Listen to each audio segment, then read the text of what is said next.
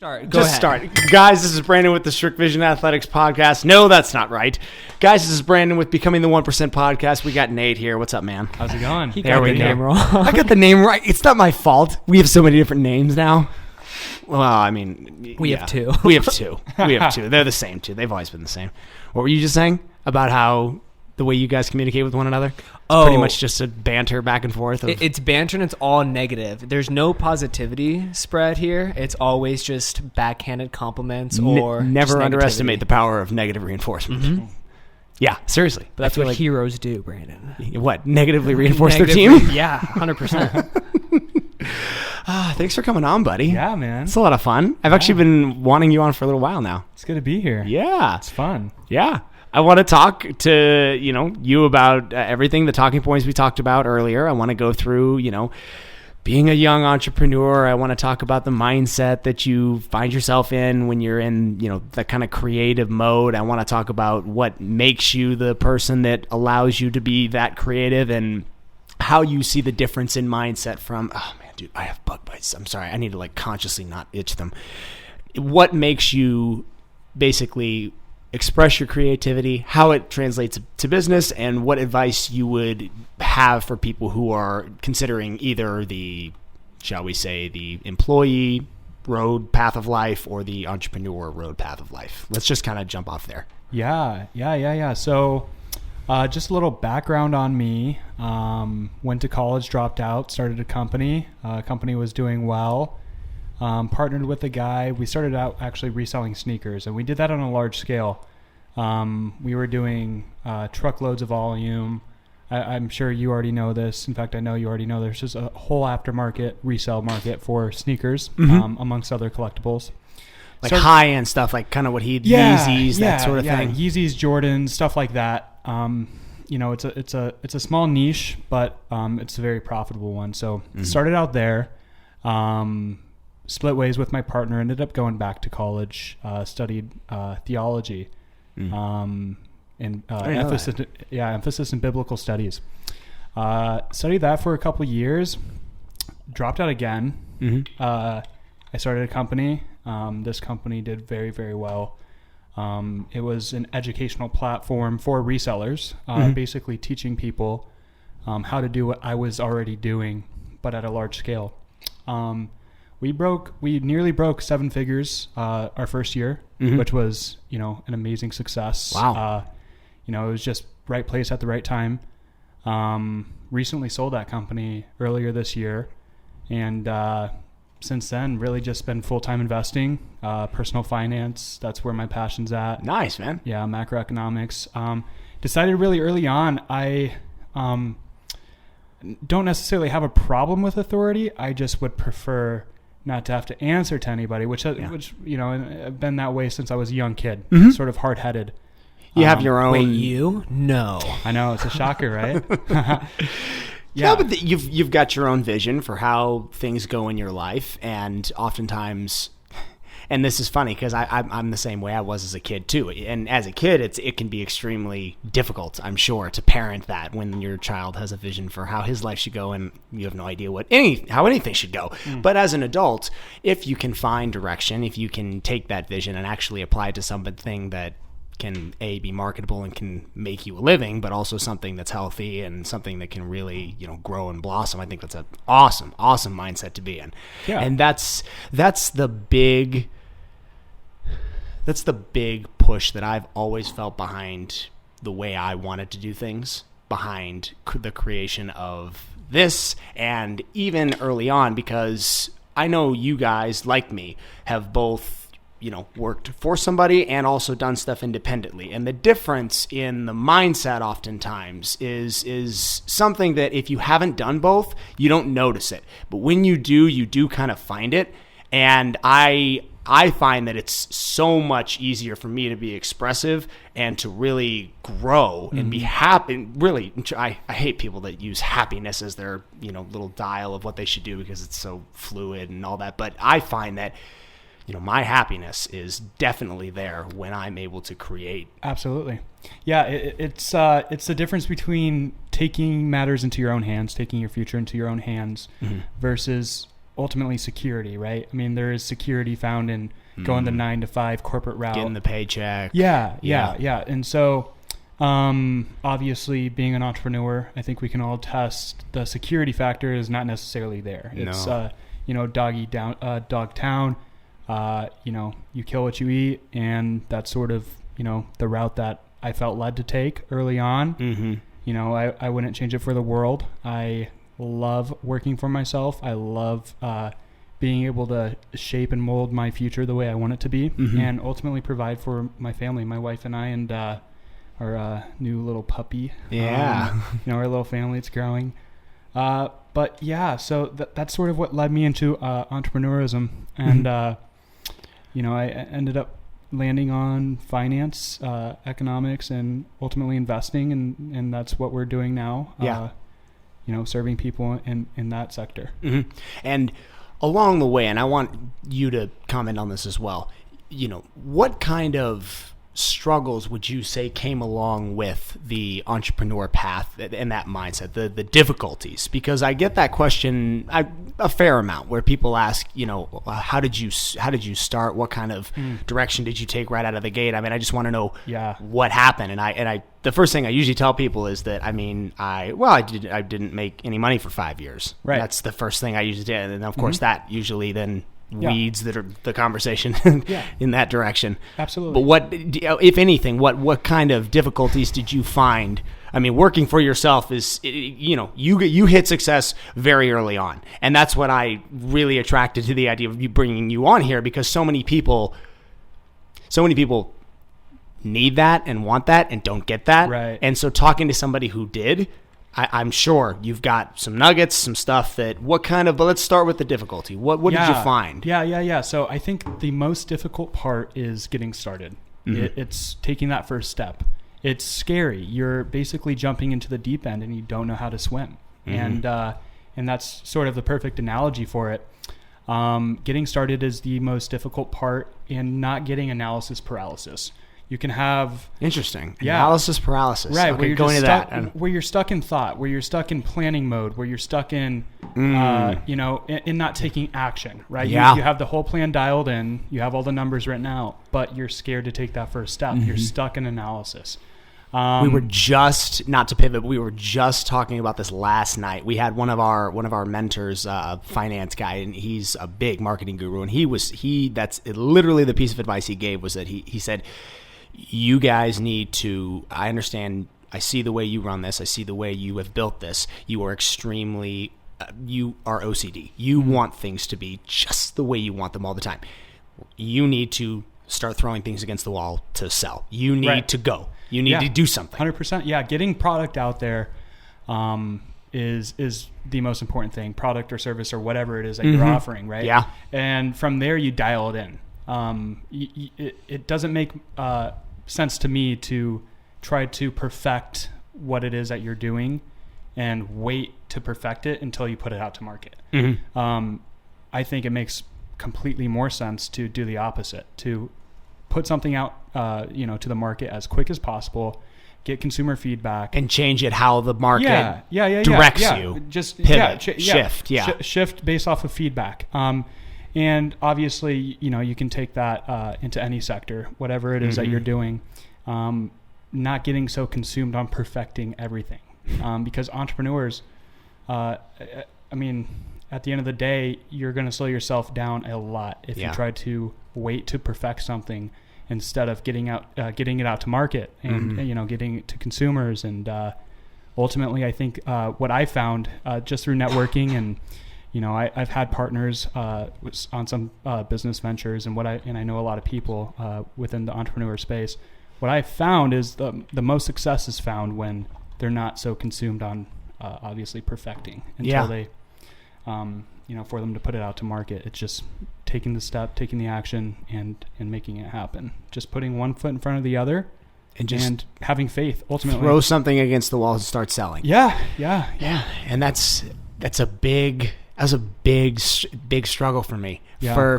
And it's one of those things where often you don't realize it was a struggle for you until after the fact, and you realize, all this time has gone by, and I've been so obsessed with these, maybe even they're like busy work details, like to the point where you you just get so tunnel visioned. And for me, this is the outward expression of that.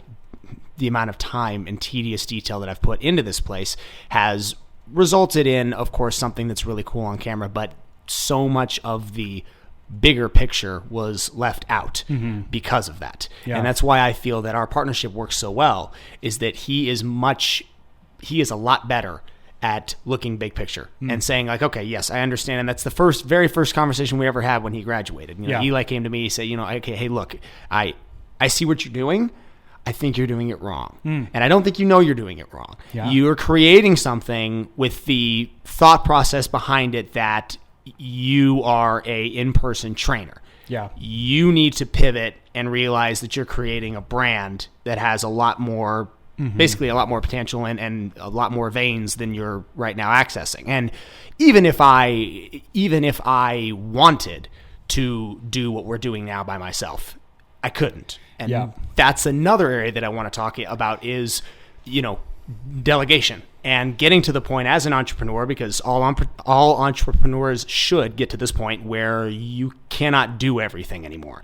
If you want to grow, you will either stay still and die, or you will look for other people with skill sets you don't have to expand and push your business in directions you didn't know it could go. Yeah. So a couple points there I want to unpack.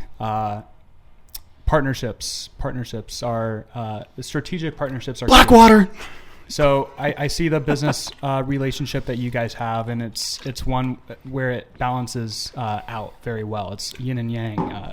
It creates a full picture, and strategic partnerships are key. I know that there's things that I am very good at.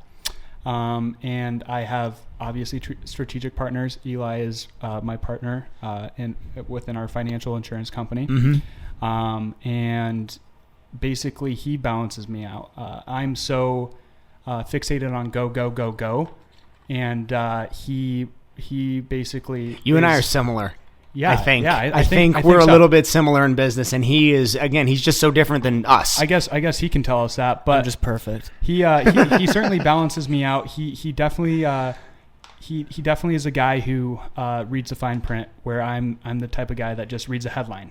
You know what I mean? Yeah. And so where's the signature? Where do I sign? Yeah, and so strategic partnerships are great. Partnerships don't always work out. I've seen them fail. Many times.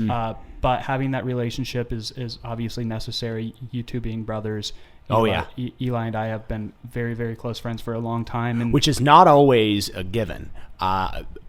So oftentimes, siblings, family members working together is a toxic relationship. I can imagine. With money, when money becomes introduced, because for so many people, money is the end all be all. I know. And when family and money start to cross, and there's different directions and there's different visions, oftentimes that can really split. Absolutely. It can become divisive. I mean, there's that quote, friends and business don't mix, that can be applied to family and business don't mix. Luckily, what we have found is that not to be the case. We have a very similar vision with where we want to lead our company.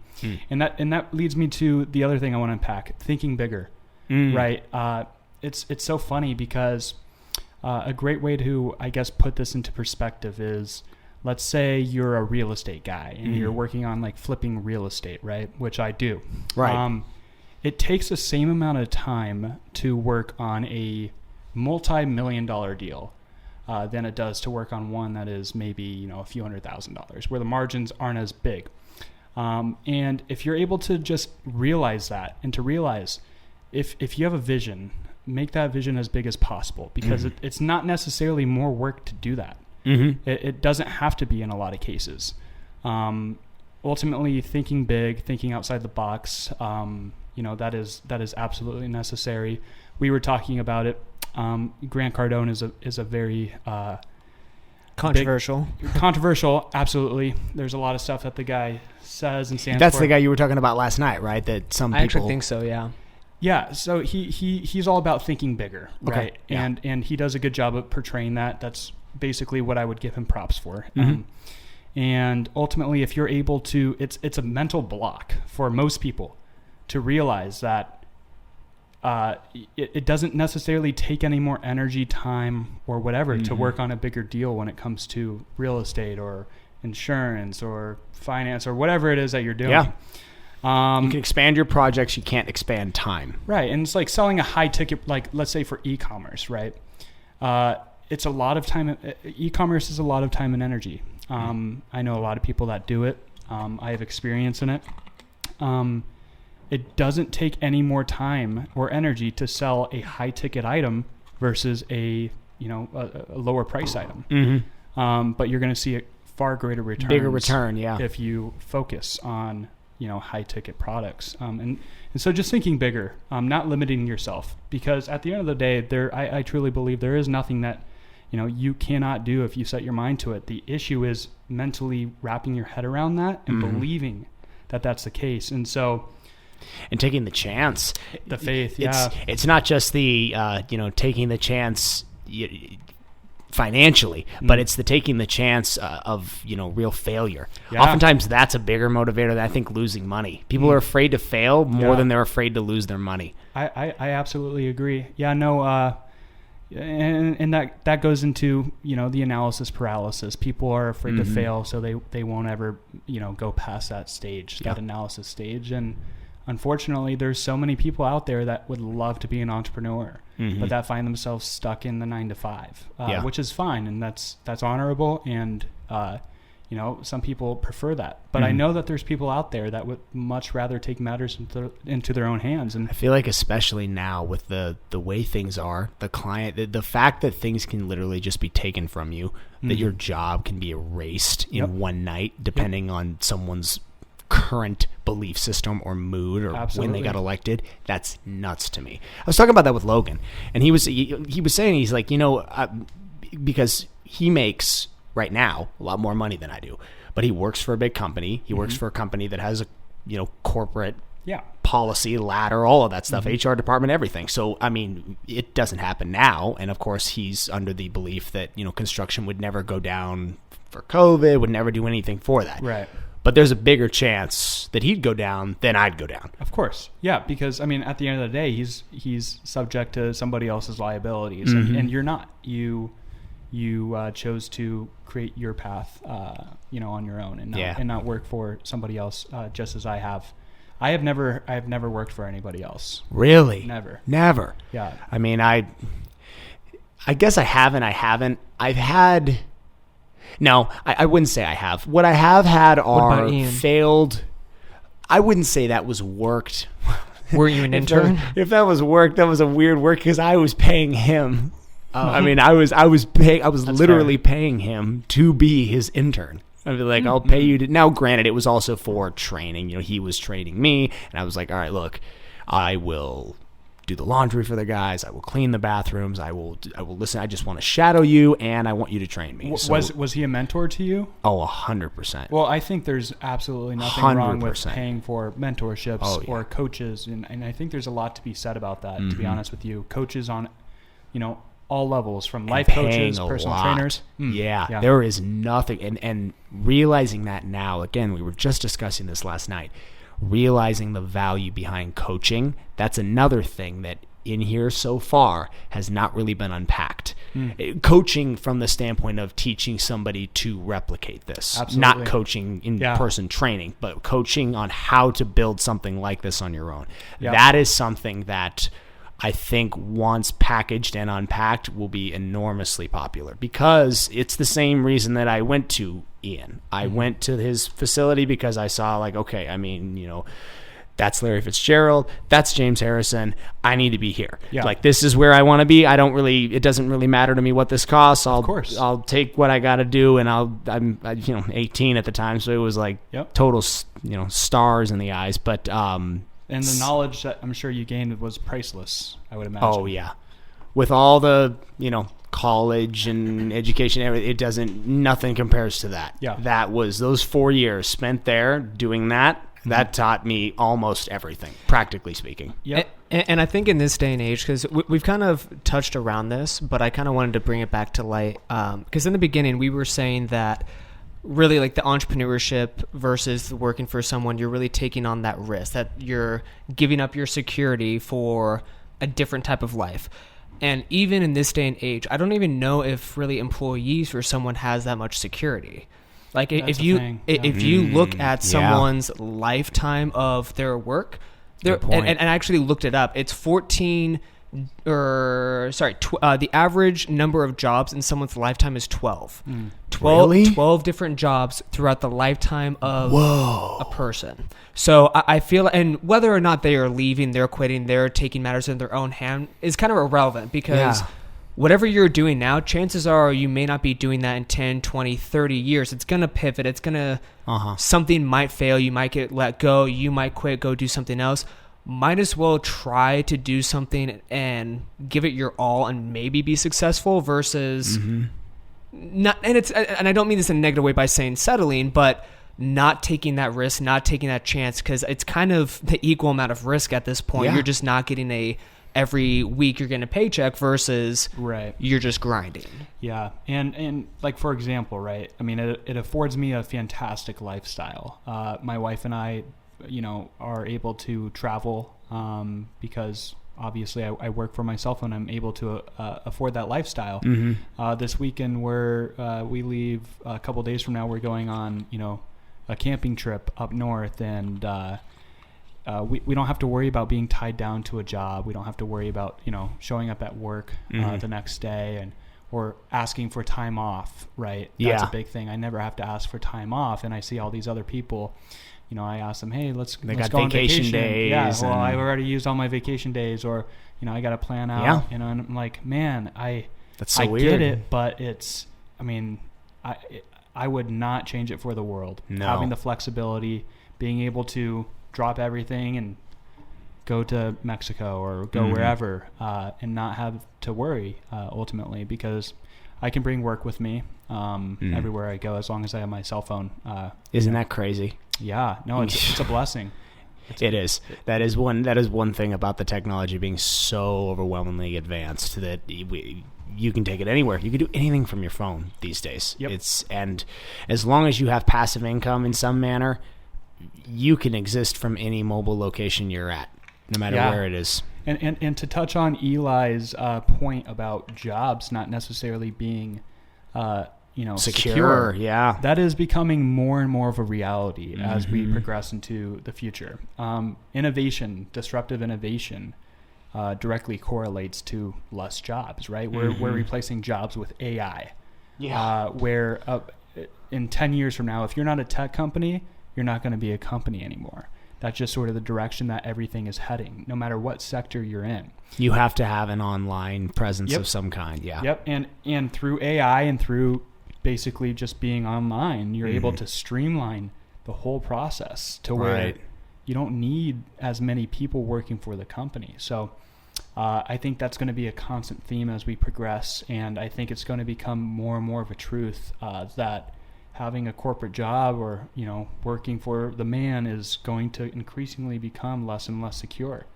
And by all means, I mean, people like working for, there's people out there that enjoy working, the corporate job, and they enjoy collecting the paycheck at the end of the month, or knowing that, they at least know where the next paycheck is coming from. Right. I don't, it's like, I have to put in the work in order to reap the reward. And, there is something, there is that comfort level to working the corporate job to where, I mean, you don't really have to put in the work, and you know that your paycheck is at least coming, your next paycheck's coming. You hope. Yeah. And again, it seems more and more uncertain as time goes on. That the jobs are going to, better to fail at something that you love than to, hope. I guess better to fail at something you love than to fail at something you don't. Right. And that's just really, really tough to swallow, especially if your job is destroyed by something like, the COVID environment. That's really tough, because that's not anything of your making. You did not do anything wrong. Right. You did everything right. You did exactly what you were supposed to do. Yeah. And now maybe it's gone. Absolutely. Yeah, no, I totally agree. And, these people, fortunately are collecting money from the government. We're printing money, and we're supporting these people through the jobs lost in COVID. There's a lot to be said about that. There is. But I think there's a real demand for coaching in the entrepreneur sphere.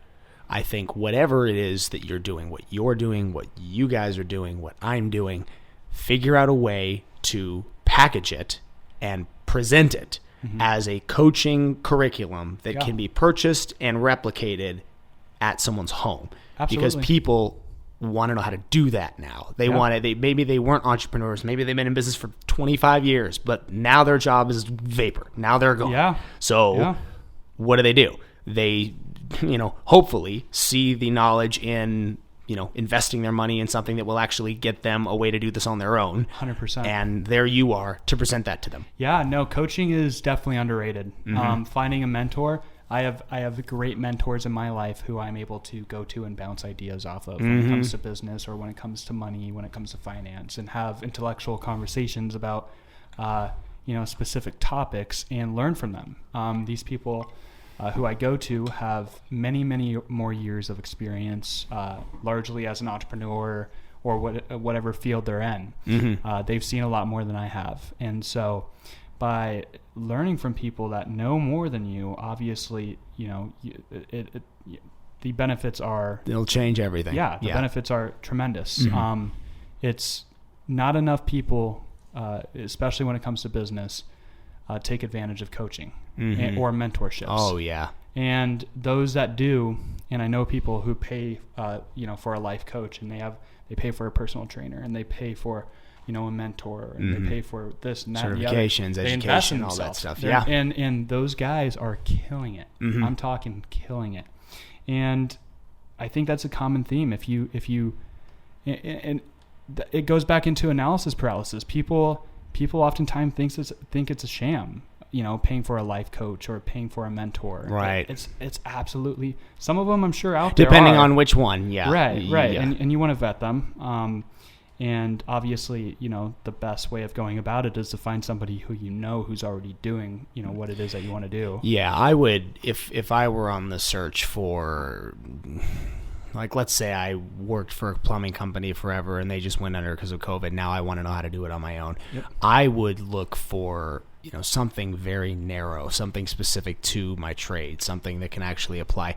And that's where the term life coach, like the term personal trainer, is very broad, and a lot of people can claim to do it.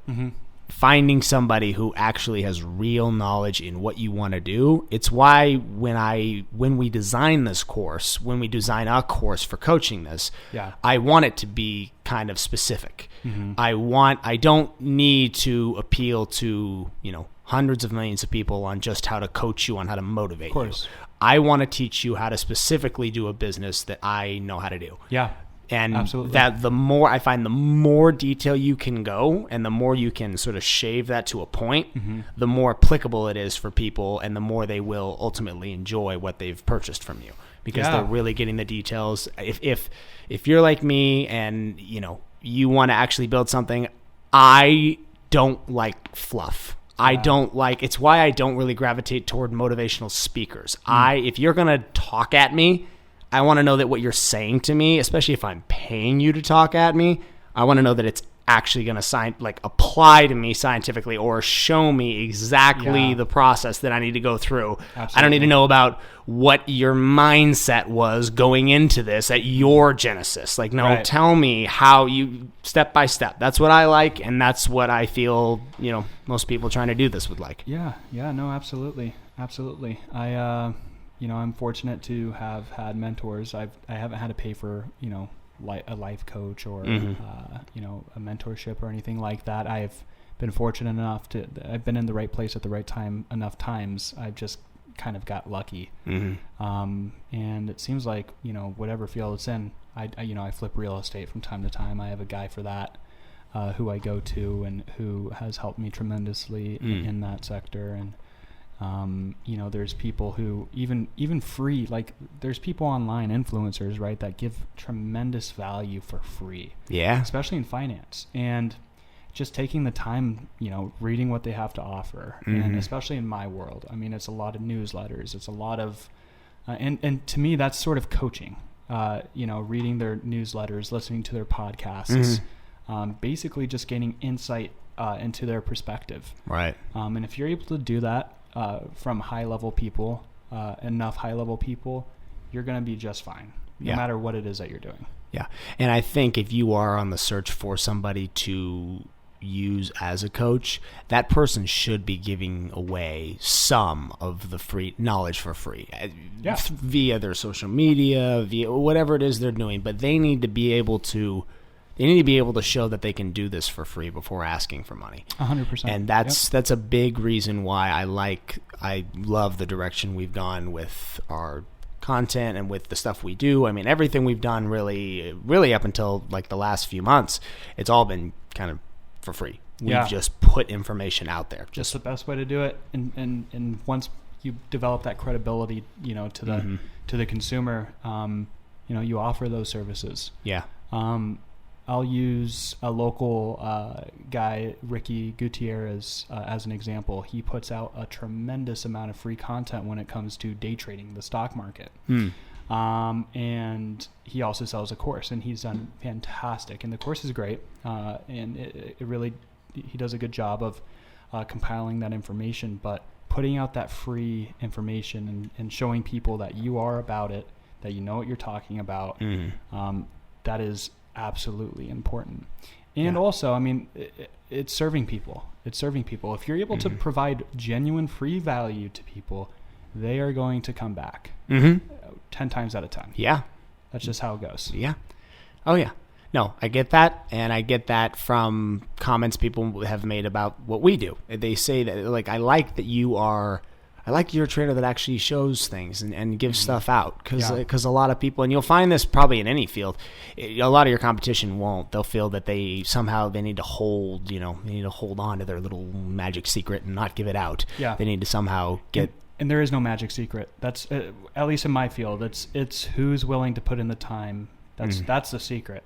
The secret is internal. I mean, there's no proprietary sort of discovery that, in the world of finance that people are just coming to, right? It's putting in the time, putting in the effort, and I think that goes into any field. Yeah, that's a secret right there. Absolutely, finding that fire and keeping that fire lit. And as an entrepreneur, I'm sure we can all attest, it's tough.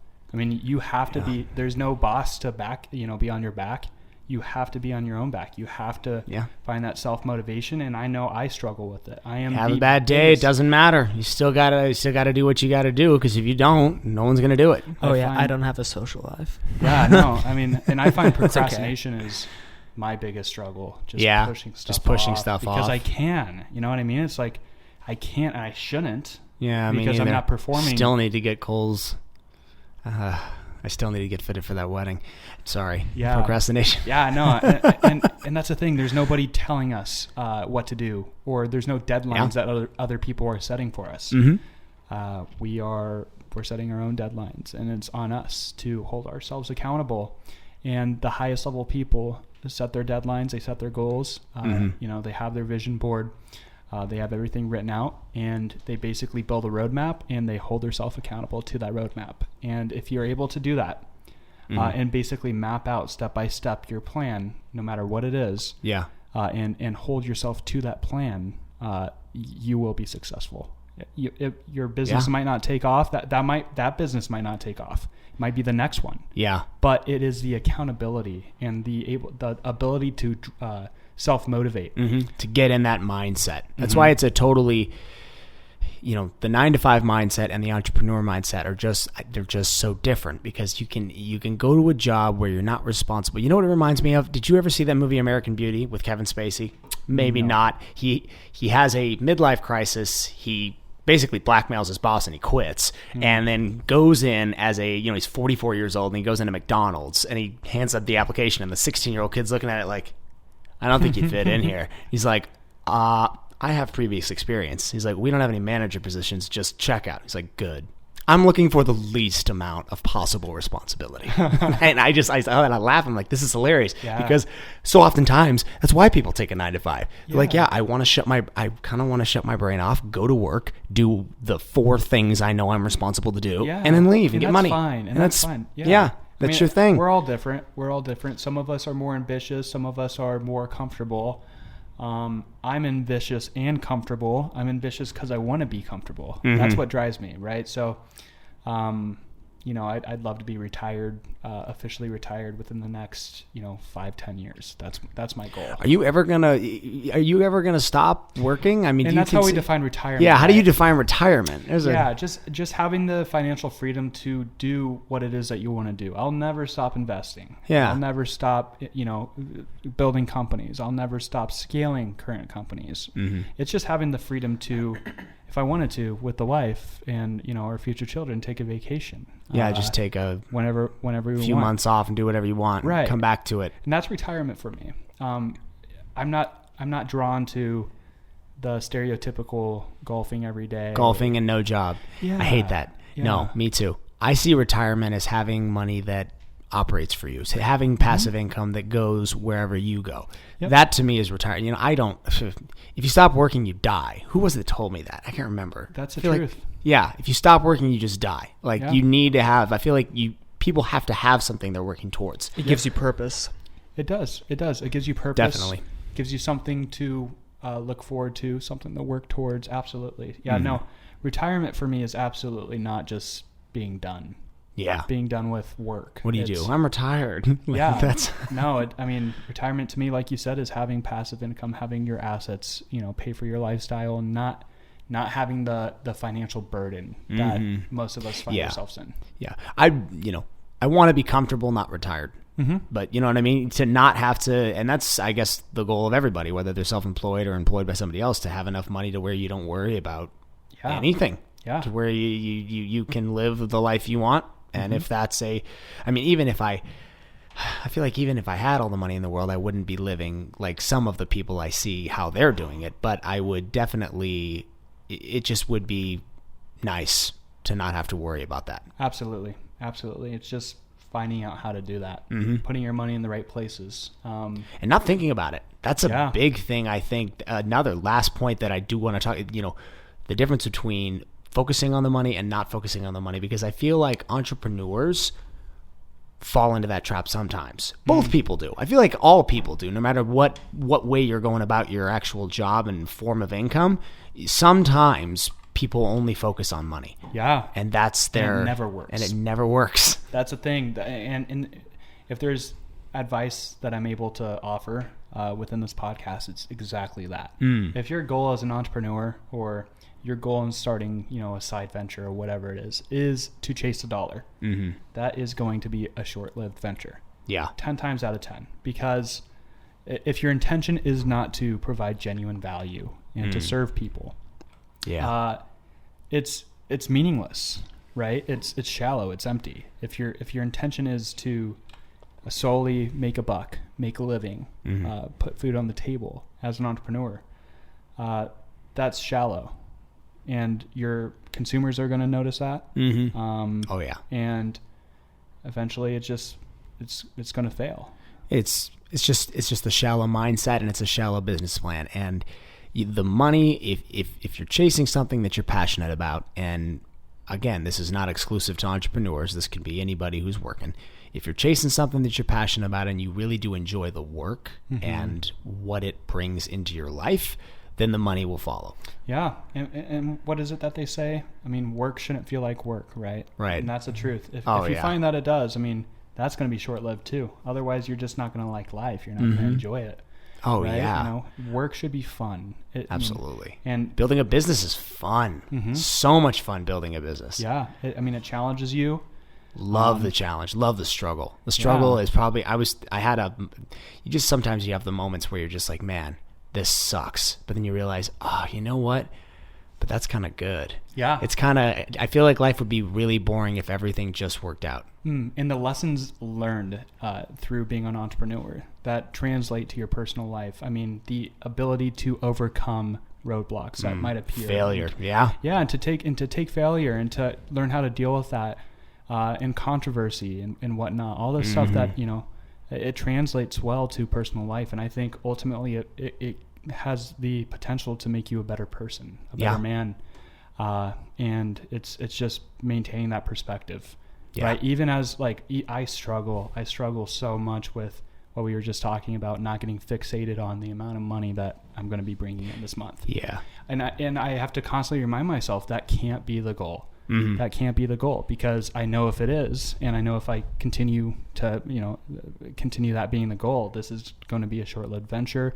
I'm going to stress myself out whenever that's the goal. Yeah. Stress is always associated. Because money is just so fluid, no pun intended. It comes and it goes, and it comes and it goes. And if your soul, and I can't even picture a more up and down, job than like day trading, like you mentioned earlier. I mean, like if you're doing that and you are focused on money and that's your motivation for doing that, oh my gosh, your life is going to be a roller coaster ride. Yeah, and every successful day trader I know they treat it almost like a video game, right? They have fun doing it. They're treating the markets like a game. Kind of like gambling, or no?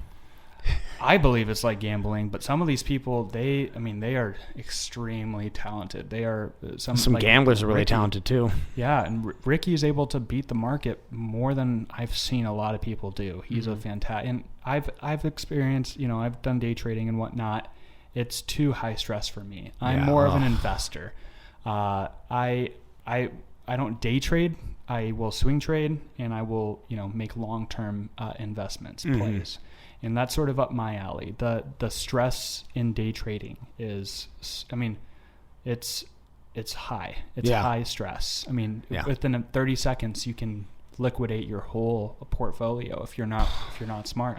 It's crazy. And I've done it. I've been there. I've lost. I remember. I've lost more money than I'm comfortable saying, but it's also there's wisdom in those losses too. There's lessons to be learned.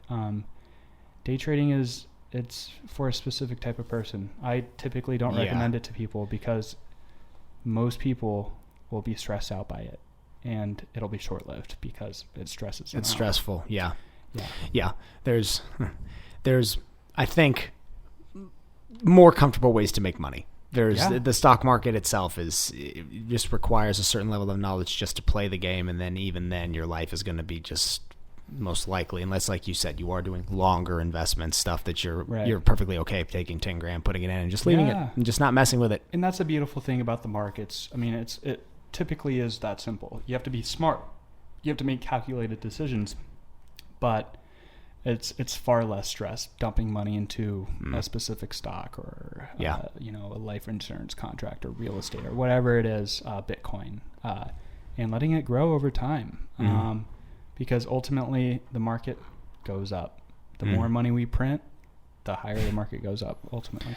Until it doesn't. Yeah, absolutely. That's there's a lot to be said there too.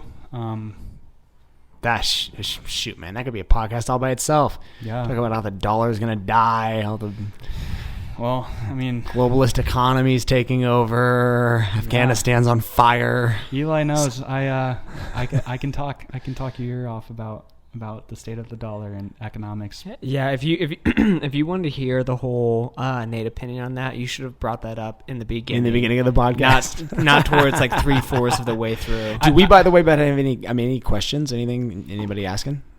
I won't lie to you. I did refresh, and there was one question that I lost, and it was about fitness. It wasn't about what we were talking about. Oh, it's all good. If I could sum up my ideology in 30 seconds, I will try. It is to... You're on the clock. It is have a non-zero allocation to Bitcoin, because Bitcoin is legit. It's not a sham. It's not a scheme. It's arguably the soundest money that we've ever had. Gold being the second. Gold was the first until Bitcoin was created. And I believe that wholeheartedly. I've spent tens of thousands of hours studying the intricacies of Bitcoin from an economic standpoint, all the way down to the actual technology. Non-zero allocation, whatever that looks like, 5%, 10%, 2%, as long as it's not zero, you're doing okay. Okay. Real estate is great. A lot of banks are buying real estate because bond yields they're not yielding what they used to. And that's what a lot of these firms used to buy, fixed income bonds. They're replacing that void with real estate. Rental properties.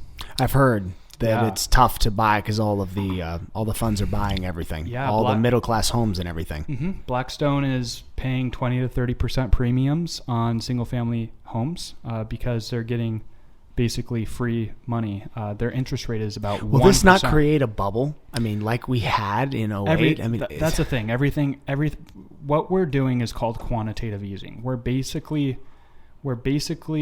sustaining the economy artificially. Right. So if you look at it from that perspective, everything's a bubble.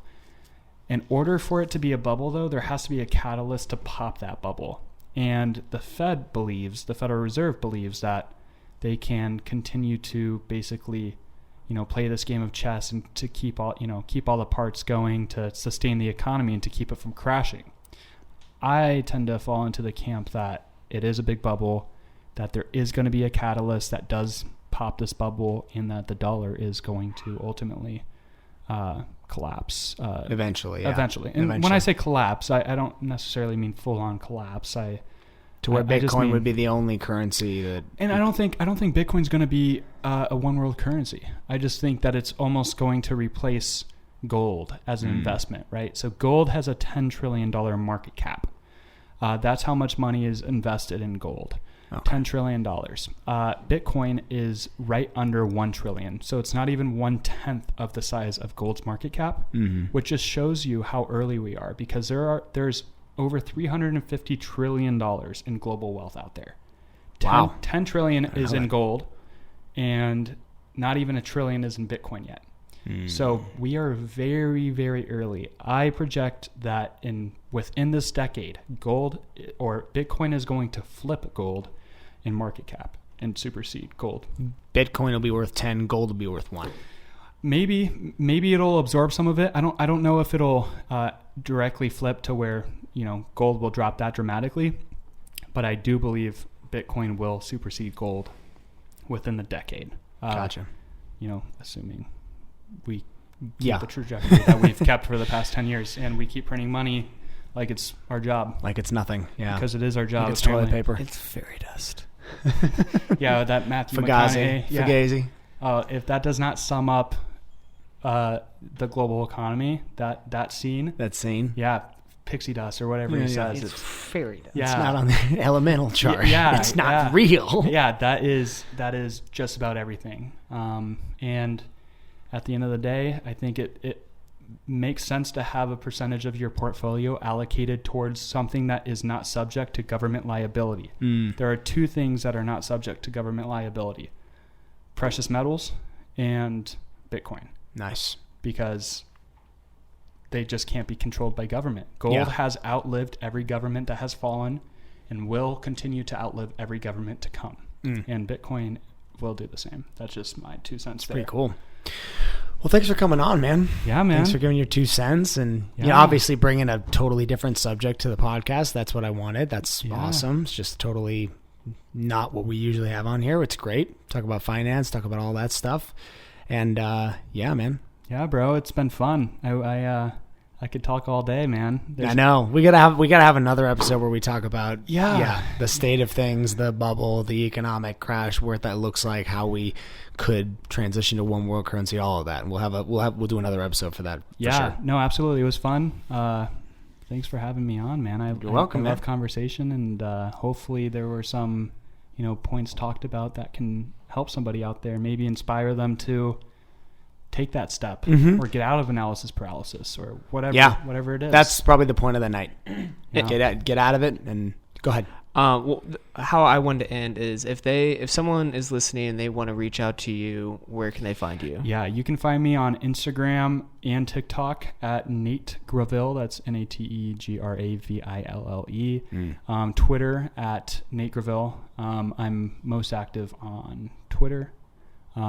Reach out to me. Let's talk finance. Let's talk about how we can get your business up and running, or if you have any questions on how to start a company and the steps that you need to take or whatever it is, I'm here to help. I don't charge anything ever to anybody when it comes to advice, because there's nothing that I can offer that isn't free already. Ultimately, everything I've learned from books or podcasts or articles, newsletters, stuff out there. So Right. Yeah. Awesome, bud. Well, thank you so much. Yeah. We'll end it there. Awesome. Take care, guys. Yeah. Thank you guys so much for tuning into this episode of the podcast. If you guys like our content and you want to see more of it, click the subscribe button down below, or as always, you can follow us on any of our other social media platforms. Stay fit, you guys, stay healthy, and become the 1%.